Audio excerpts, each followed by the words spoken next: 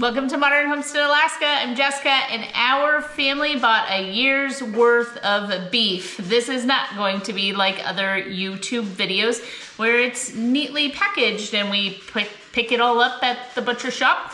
We literally bought the beef, the animal, and it's on the hoof, and we're gonna work through the process of this beef from literally start the live animal and to finish. We are going to have to do this in more than one video, obviously, because from the point the beef is at as I'm recording this until we process it further, there's about a 3-week hang time that the meat is just hanging, and it is doing fantastic. And so I hope you enjoy today's content, but as a little warning, we literally are going from start to finish on what it is like to purchase a year's worth of the beef. We're getting ready to head out to try and pick up this cow. We did go check on another trailer because these are horse trailers. They're not stock trailers. They're not really meant for hauling cattle. However, we don't have a stock trailer or availability to one, so we're hoping this doesn't turn into a great big rodeo. So, we got a bucket of grain. The cow we're picking up has horns, and for it being a horse trailer, it is super nice what we have. So Aaron has decided he wants to cover the windows with some plywood so that she doesn't bust out the windows up here. Replacement windows up here in Alaska in a trailer like that would be next to impossible. In fact, the trailers I've seen that have missing windows, they're just replaced with screens or plywood or something like that. And ours has all of the windows not broken. Those are mine! Whose boots are you wearing? I wear those all the time.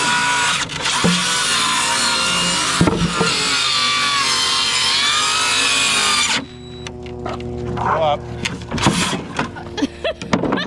Killing and butchering the cow? No, we're Cody. What? Pull up that getting end. it live. Right to that weld. See it? Right underneath?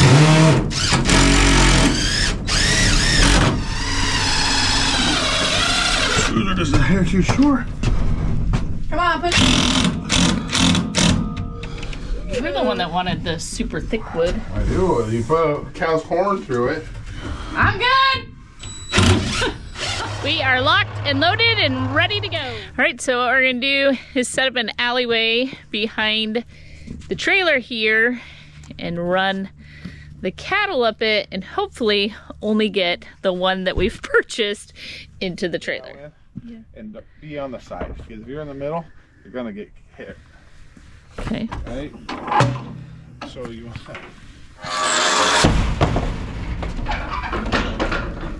all these moving parts to try to shut it instead of just a... And a hole in the middle. Yeah, it's gonna be tough. Okay. We have to go so they don't go down that.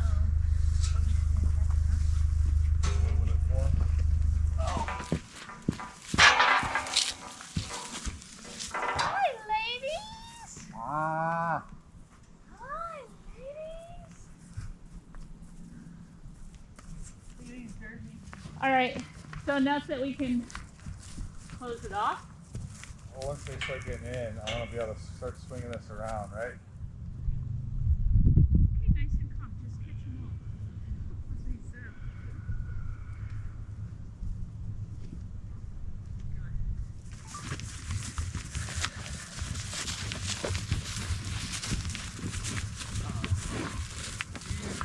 said. You're a thief.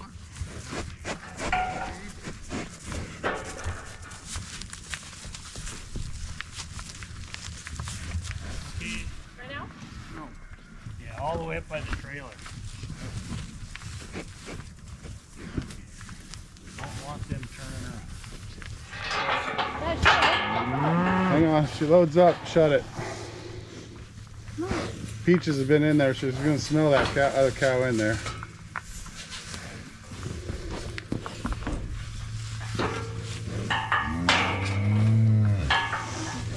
I need this one. What are you? Oh, hey.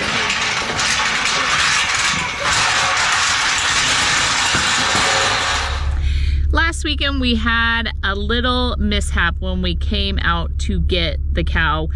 We did actually manage to get her loaded in the trailer. Then the mishap happened and everything needed to be abandoned for the weekend. And after long, hard thoughts and so on, the cow was able to get out of the corral, and we realized that is not a good idea for our setup at our home. And we cannot have like a cow just running wild and free. So we're not gonna be able to take her home and feed her out the way that we had planned. And so she is going to be a grass-fed organic beef. And we are going to take her today and begin the butchering harvesting process. I'm not gonna show you us putting her down. We'll pick up where that ended. All right, she has been humanely put down and we are gonna begin the process. We actually went halves with our neighbor Matt. We were gonna take the full beef, and then when Caleb got a moose, we thought, let's share the wealth, and our amazing neighbor went ahead and purchased half of this beef. So I'm out here with Aaron and Caleb, our neighbor Matt, and the beautiful Destiny. What we're gonna do? Well, here's what we're gonna do. He's gonna bring her in out of the field. We're gonna bring her up, put her right here in the rack, feed up. We're gonna start skinning her down, then open her chest up, and then let the internals go out into the bucket. And then we're gonna load her up on our Matt's trailer, and then we're gonna go home and we'll quarter it up. This thing he built? Yeah, we strapped ours, the moose, down to the trailer and fronted it that way. In order to keep this video as little graphic as possible, we hung her and then removed the head, and now we've laid her down. They are going to gut her. We are going to keep any of the organs that are usable. So we're gonna keep the liver and the heart and those sort of things to the side, and then everything else. From that point, she's gonna be loaded onto the trailer. We'll take her home and we'll walk you through the skinning. I'm not quite sure if I can post what is happening right now, which is why I'm telling you what they're doing. They've bled her and now they're gutting her, and then we will only show on this video what we're certain we're allowed to show on YouTube.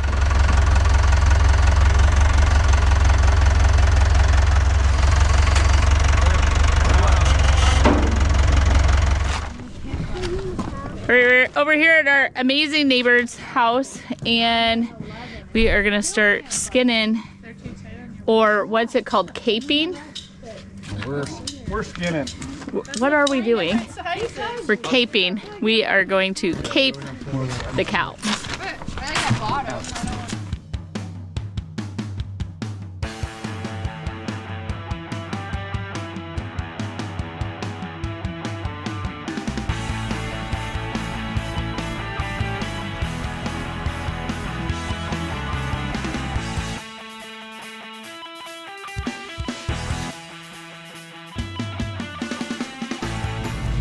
We're just about finished caping it. Aaron, what are you doing after this?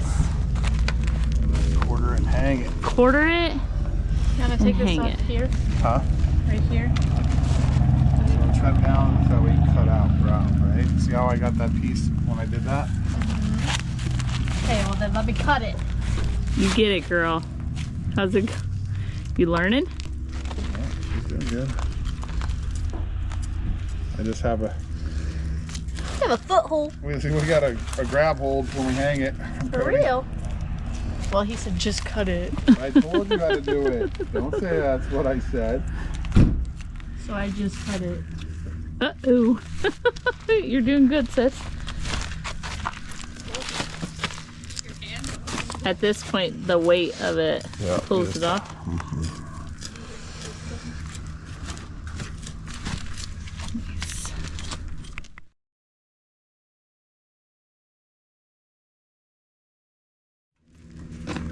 Nice. Close enough.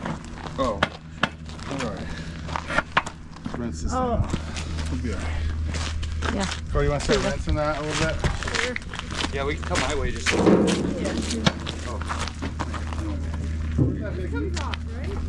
Man, that's gonna be.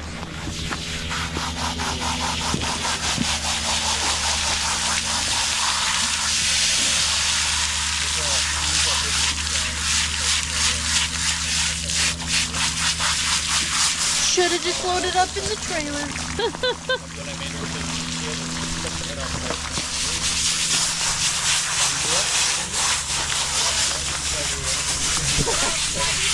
Our goal is to actually use every bit of this cow that we can.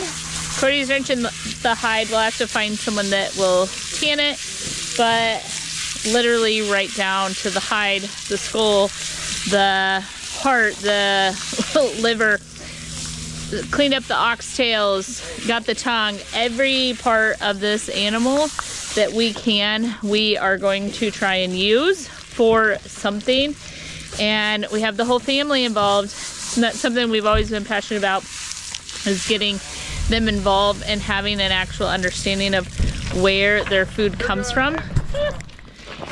Why is she tougher than our boys? I don't know. She always is. What do you want the boiler set up? Good. Do it right here next to the wood.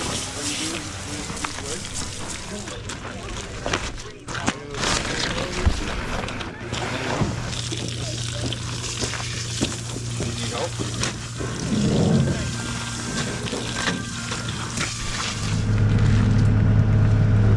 Gonna rinse the cow out.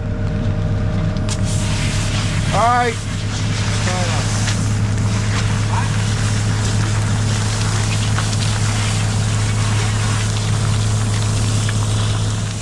From this point on, our number one concern is making sure there's no hair, nothing left on the cow. And so Aaron's gonna give her a really, really good rinse before we wrap her to hang for 3 weeks. And at that point, before we take her in, we're gonna have her, because we don't have anything tall enough to hang the whole cow like they would at like a butcher shop or something like that. So we're gonna do it in half and then hang for 3 weeks. Then we'll quarter it and process it. We are now over here at our other amazing neighbor's house. They have this great big shop here, and they said that we can hang the cow for about 3 weeks in their shop. I'm gonna head in and see what Aaron and the boys have built. Nice. You threw a couple of 2x4s or 4x4s up there and a little bungee. Okay, look, Wyatt, go ahead and wrap it this way.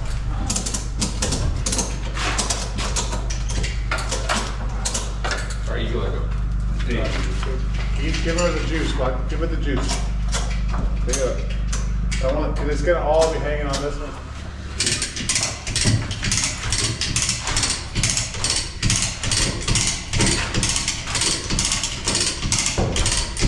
Go. That's all we need, Matt. That's all we got. 1, 2, 3. What's the ladder? I got it. All right, let go of it. See it holds. That'll hold enough. Keeping that open.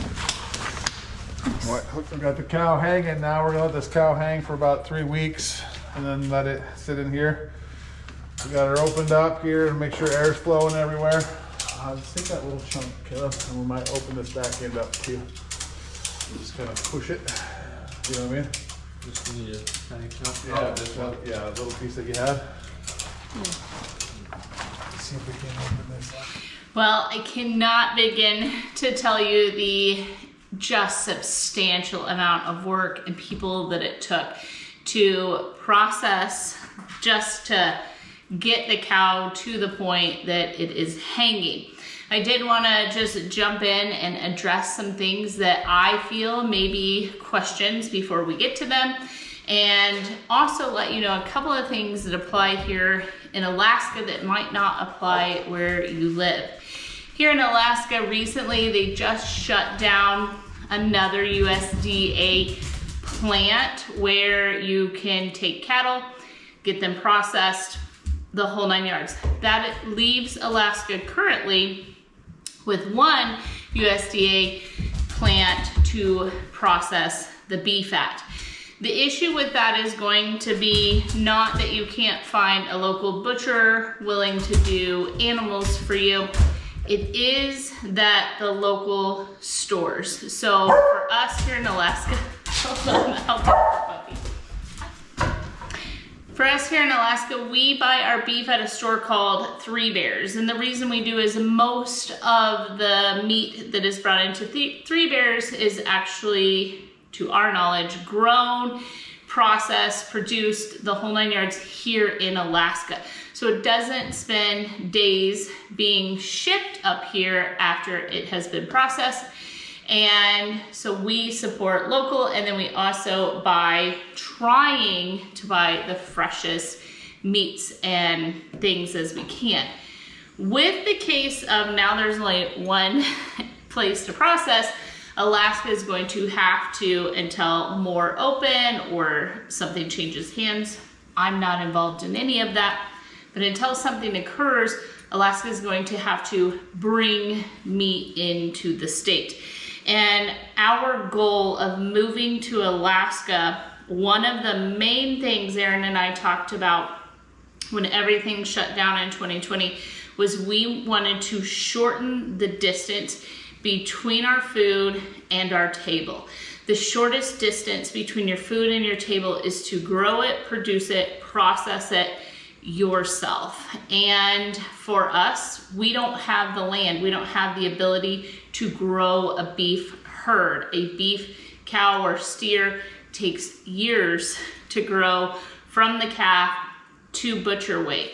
We don't have the ability to do that. So what is the next best option? The next best option is to purchase something locally and then bring it home and process it ourselves. And so that is what we have done. We have found the shortest distance between beef and our table, and that is to purchase it, bring it home, process it. I'm gonna get working on this beef liver while we chat. A beef liver is massive. Like, what a huge amount. So I was exhausted. We pulled this out, I rinsed it, I made sure there was no hair. I cut off any icky, there's some glands and stuff that are attached to the liver that you do not want to keep, process, and or eat.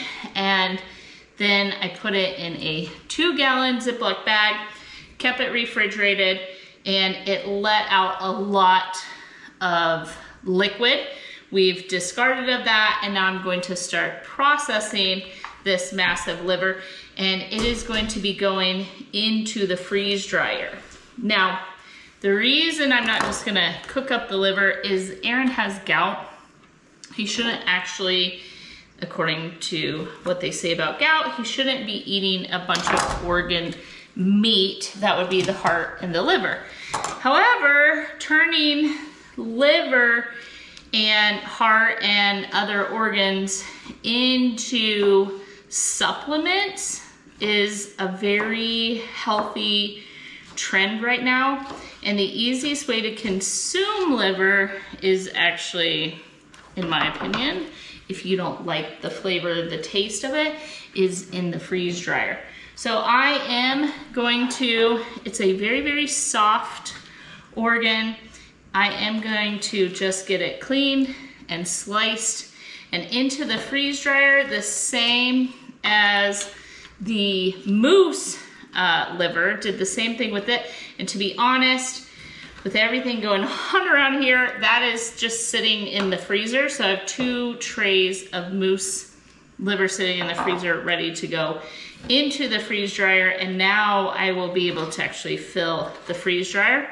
What I will do is put these overnight in the deep freeze, just taking some of that work off of the freeze dryer and let everything pre-freeze. Now, what could you do? You can just cut it up. If you end up with organ meat like this, you've decided, okay, I'm gonna invest in my own beef somehow. What the heck do I do with this liver? They have all kinds of crazy recipes out there. You can fry it, you can cook it, you can do it 100 different ways.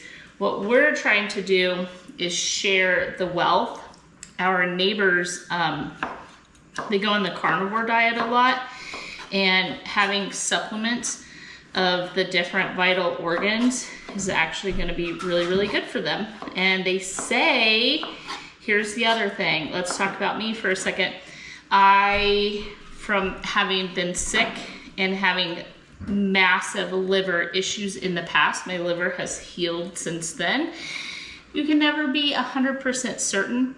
And they are saying from research that if you eat the organ meat that you're having trouble with, the heart, so on, the liver, if you're having liver problems, they say it helps heal your human liver, kidneys, heart, whatever. So the liver may be really, really good for, now the puppy wants back in.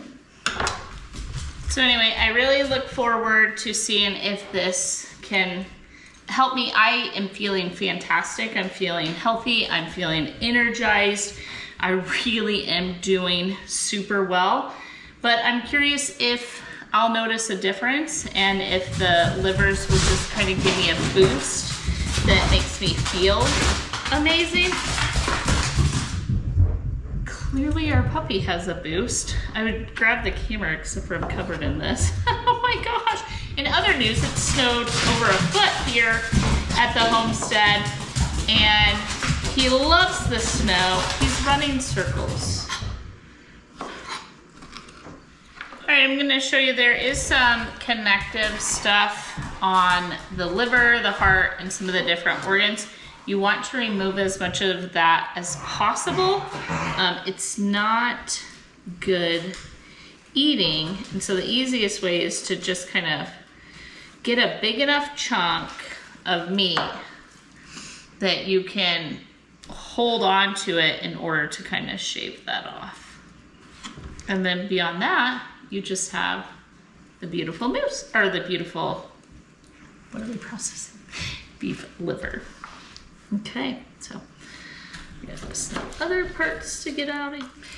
One of the things that's super important to us personally and on our homestead is the way in which animals are treated, harvested, and the way that they live out their life. I think that's part of why we are so happy and eager and willing to take on the very, very difficult tasks that are super emotional. When one of our animals is processed and turned into food, it is a very, very difficult day for me. And it's just one of those things where I have poured myself into making sure that the animal gets the very best life and the very best treatment that it can. And now it is time to move on in the process and it becomes our subsistence. And that is so, so hard to do. But at the same time, having done it several times now, I don't think I would go back to the old way of having never taken or allowed myself the opportunity to grow something that was alive that we were going to process and it would become our food. Because I think it's made me someone, in going through all of it, that is much more in tune and much more particular on the life in which the animals live. And the only way that I can control the way an animal lives is to have it in my own home, on my own homestead, to grow it and raise it ourselves. This cow in particular, going with that point, we went and met the man that raised this cow.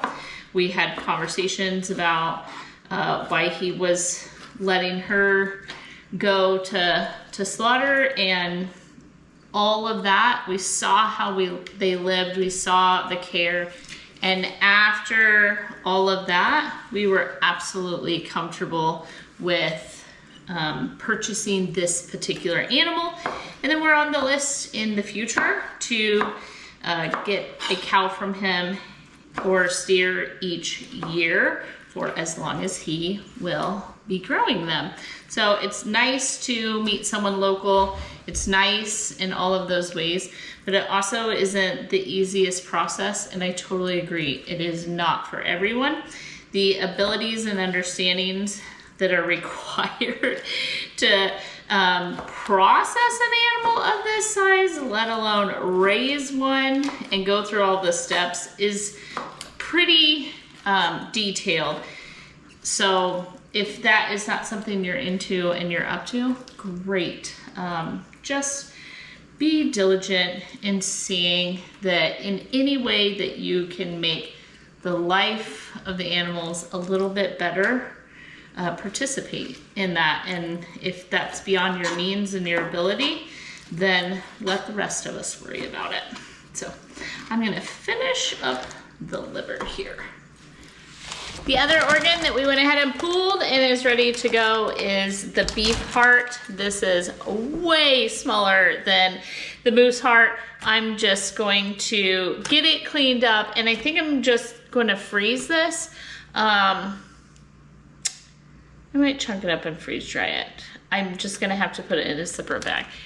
We're gonna figure that out. So what I did was I did dissolve some kosher salt in water, and it has been in that the whole time. And what that does is kind of absorb and soak some of the blood out of the heart, making it more palatable. So I'm gonna get that rinsed, and then we'll decide how to clean it up.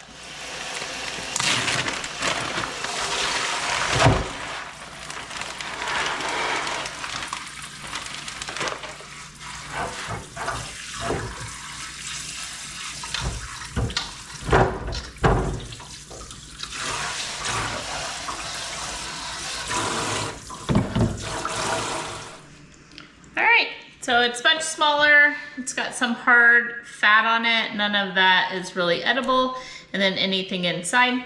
So we will just start by getting in here and taking some of the fat off.